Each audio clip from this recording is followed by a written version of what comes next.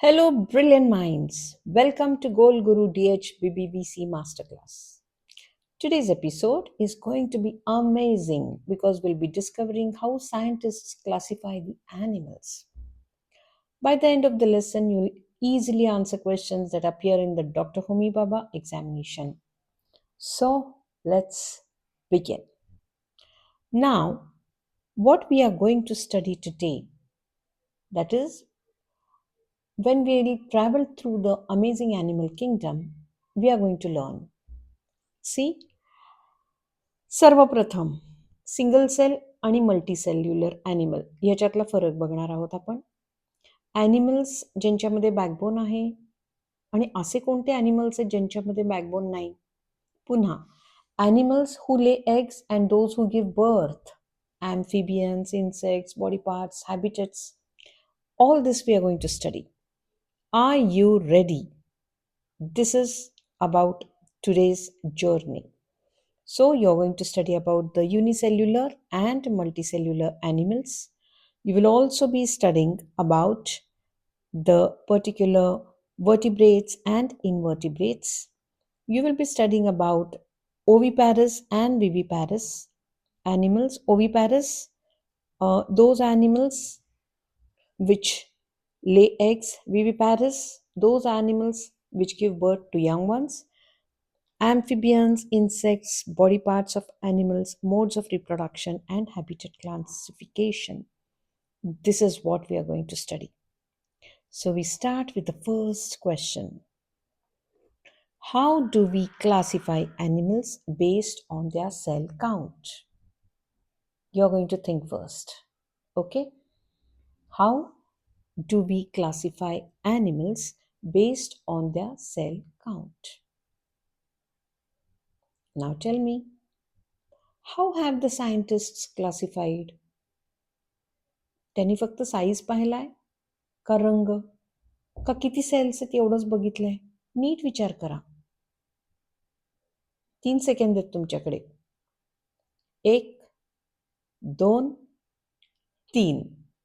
चला पाहू आपण. सर्वप्रथम आपण लक्षात काय ठेवायचंय? या 2 प्रकार आहेत. एक आहे युनिसेल्युलर म्हणजे एकच सेल. दुसरं आहे मल्टीसेल्युलर म्हणजे खूप जास्ती प्रमाणात सेल्स आहेत. सगळ्यात महत्त्वाची गोष्ट, अमिबा, पॅरामेशियम, युग्लिना हे सगळे सिंगल सेल आहेत, ज्याला आपण युनिसेल्युलर म्हणतो. This is amoeba. Here you have paramecium and here you have euglena. आता मल्टीसेल्युलरमध्ये बरेच जण आहेत. हायड्रा येतो. Okay, hydra. त्याच्यानंतर इथं तुम्हाला हॉर्स दाखवलेला आहे. तो all the animals you see around you are multicellular. Okay.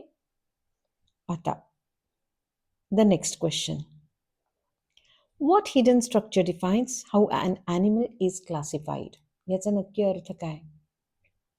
Basically नक्की त्यांचं स्ट्रक्चर कसा असतो की ज्यावरून आपल्याला कळतं ते सिंगल सेल आहेत का मल्टीसेल्युलर आहेत.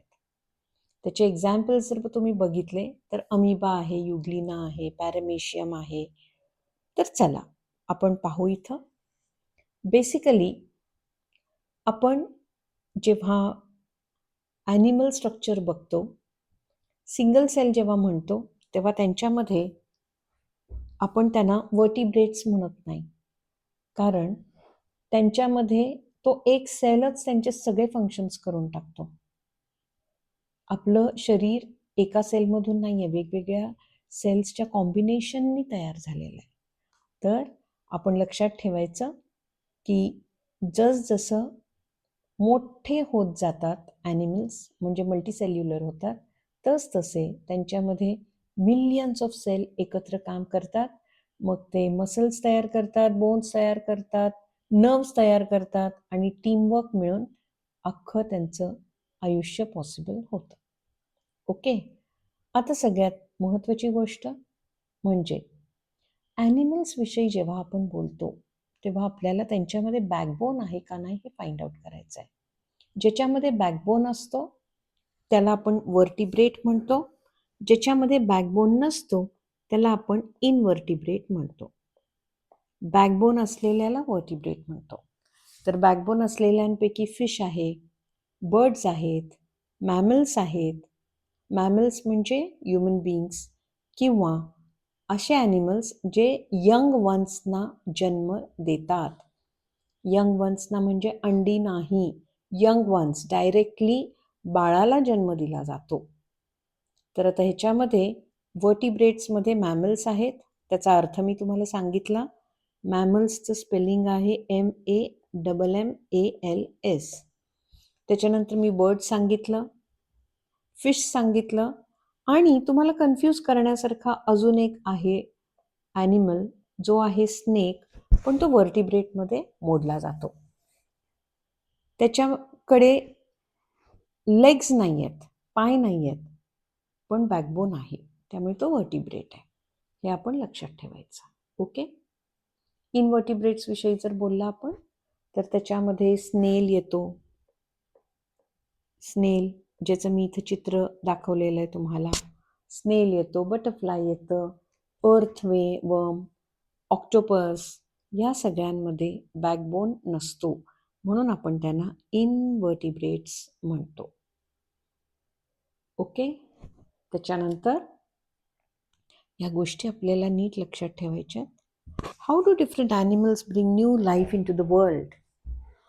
जेव्हा मी तुम्हाला बेबीजना जन्म देतो ह्युमन बीइंग असं सांगितलं, त्यावेळेस मला तुम्हाला हे सांगायचं होतं की 2 प्रकार आहेत. एक आहे ओव्हिपॅरस, दुसरा आहे विव्हिपॅरस. ॲनिमल्स एग्ससुद्धा ले करतात आणि नवीन बाळाला सुद्धा जन्म देतात. आता लक्षात काय ठेवायचं आहे, एग्ज ले करणारी मंडळी जी आहे ती बर्ड्स आहे जास्ती करून, आणि यंग वन्सना जन्म देणारी जी मंडळी आहे ती ॲनिमल्समध्ये काऊ आहे. पुन्हा मी तुम्हाला सांगते, in addition to cow you have dog, you have cat. ही सगळी मंडळी जी आहे ती विव्हिपॅरसमध्ये मोडते आणि ओव्हिपॅरसमध्ये जे एग्ज ले करतात आणि मग एग्स हॅच केले जातात. म्हणजे त्या बर्डची वॉर्मथ जेव्हा त्या एग्सना मिळते तेव्हा त्याच्या आत असलेला यंग वन बाहेर पडतो. तर ह्याला आपण काय म्हणतो, ओव्हिपॅरस. आता ह्याच्यामध्ये एक्झाम्पलमध्ये हेन आहे, आपलं पेंग्विन आहे, पॅरेट आहे, या सगळ्या बर्ड्स त्यामध्ये मोडले जातात. ओके. त्याच्यानंतर आपल्याला एक गोष्ट लक्षात आली पाहिजे की ईगल हा बर्ड आहे. मग ईगल हा बर्ड आहे तर तो विव्हिपॅरस असू शकेल का? आणि डॉल्फिन हा फिश आहे, मग डॉल्फिन ओव्हिपॅरस असणार आहे का विव्हिपॅरस असणार आहे? चला पाहू आपण. सगळ्यात पहिले ईगल जो आहे ना तो एग्ज ले करतो आणि ईगल एग्ज ले करत असल्यामुळे तो विव्हिपॅरस नाही. It is not viviparous, it is oviparous. Okay. It is oviparous. तेच आपण जर डॉग बघितलं तर dog is viviparous. It gives birth to the young one. आणि along with the dog there is another particular species which we call as the dolphins, and the dolphins, my dear children, are viviparous. That is, they live in water but they are mammals. तर dolphin मंडळी mammals कॅटेगरीमध्ये मोडते. हे सगळेजण नीट लक्षात ठेवा बाळांनो. Okay. So this is one thing, they give birth to babies, so you will say that dolphins are viviparous. आता नेक्स्ट आपण लक्षात ठेवणार आहे, सायंटिस्ट लोकांनी ॲनिमल्सना क्लासिफाय कसं केलंय. इतकं सोपं होतं का ते? कारण काही ॲनिमल्स लँडवर राहतात, काही पाण्यामध्ये राहतात आणि काही दोन्हीमध्ये राहतात. मग ह्या सगळ्या गोष्टी आपण कशा डिफरन्शिएट करायच्या? तर बाळांनो, जे ॲनिमल्स लँडवर राहतात, इथं मी मुद्दामून लँड लिहिते, जे ॲनिमल्स लँडवर राहतात त्यांना आपण टेरेस्ट्रियल म्हणतो. पहा, इथं मी तुम्हाला कॅटचं एक्झाम्पल दिलंय, ॲन्ट आहे, हेन आहे. तर हे आपण लक्षात ठेवायचं आहे. पण तेच पाण्यात राहणाऱ्या ॲनिमल्सना आपण ॲक्वेटिक म्हणतो. म्हणून इथं तुम्हाला फिश दाखवलेलं आहे. Okay? So terrestrial animals live on land, aquatic animals live in water. Fish is the best example. त्याच्यानंतर बाळांनो, नेक्स्ट आपण जे बघणार आहोत ते अतिशय महत्त्वाचा प्रश्न आहे. What if animals belong to both the world's?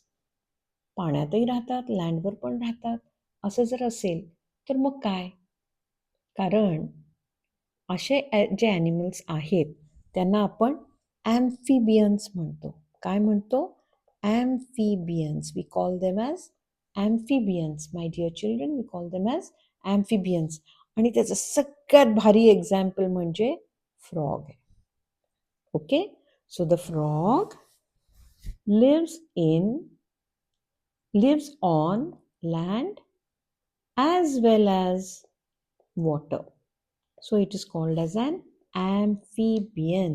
It lives both in water and on land. Okay? After this, what is the unique job of butterflies? अरे आपण पाहतो बटरफ्लाईज एवढे एवढेसे असतात, मस्त एका फुलावरून दुसऱ्या फुलाकडे फिरत असतात, उडत असतात. तर नक्की यांचं काय काम असू शकेल? तर बाळांनो, सगळ्यात महत्त्वाचं काम म्हणजे त्यांच्या इवल्याशा पायांना पोलन ग्रेन्स जे फ्लावरमधले असतात ते चिकटतात. ह्या प्रोसेसला आपण पॉलिनेशन म्हणतो. काय म्हणतो? पॉलिनेशन. तर बटरफ्लाईज आपल्याला पॉलिनेशनमध्ये मदत करतात. ओके? तर जर पॉलिनेटर्स नसते तर प्लांट्स फ्रूट्स आणि सीड्स प्रोड्यूस करू शकले नसते. पॉलिनेशनमुळे आपल्याला फ्लावर्समध्ये जे पॉलिनेशन होतं त्याच्यातनं फ्रूट्स मिळतं प्लस सीड्स मिळतात. हे लक्षात ठेवा. आणि म्हणून नवीन जनरेशन प्लांट्सची मिळू शकते. कारण सगळे काही स्टेममधनं उगवत नाहीत. ओके? आता त्याच्यानंतर हे बटरफ्लायचं सांगितलं मी तुम्हाला. सगळ्यात महत्त्वाचं, ॲनिमलचे जे बॉडी पार्ट्स असतात त्याची एक्झॅक्ट टर्मिनॉलॉजी कशी असते? तर लक्षात ठेवायचं, टॉर्सो म्हणजे ट्रंक. ते काय टोर्स नाही आहे, टॉर्सो आहे. टेल आहे त्याच्यामध्ये, हेड आहे आणि लिम्स आहे. ओके? आता आपण जर क्विक रिव्हिजन करायची म्हटली तर आपण काय काय शिकलो? ॲनिमल्स युनिसेल्युलर किंवा मल्टीसेल्युलर असू शकतात. ते वर्टिब्रेट्स किंवा इनवर्टिब्रेट असू शकतात. ओव्हिपॅरस किंवा विव्हिपॅरस असू शकतात. वॉटर आणि लँडवर राहू शकतात म्हणून आपण त्यांना ॲम्फिबियन म्हणतो. ओके? आता एक तुम्हाला चॅलेंजिंग क्वेश्चन. हे जे 4 मी तुम्हाला चित्र दाखवलेत, स्नेक आहे, स्नेल आहे, फिश आहे, काऊ आहे. पुन्हा सांगते, स्नेक आहे, स्नेल आहे, फिश आहे आणि काऊ आहे. ह्याच्यापैकी इनवर्टिब्रेट कोणता आहे हे तुम्ही सांगायचं आहे. ओके? तर बाळांनो, आज आपण जे काही शिकलोय त्याच्यातलं सगळ्यात महत्त्वाचं आपण जे शिकलोय 5 मेथड्स ॲनिमल्स क्लासिफाय करण्याचे हे शिकलेलो आहोत आपण. आणि एक शेवटचं मला तुम्हाला प्रश्न विचारायचा आहे. पेंग्विन जो आहे, पेंग्विन, हा पेंग्विन बर्ड वर्टिब्रेट आहे, ओव्हिपॅरस आहे आणि टेरेस्ट्रियल. या तिन्हीपैकी उत्तर काय आहे? प्लीज कमेंट करा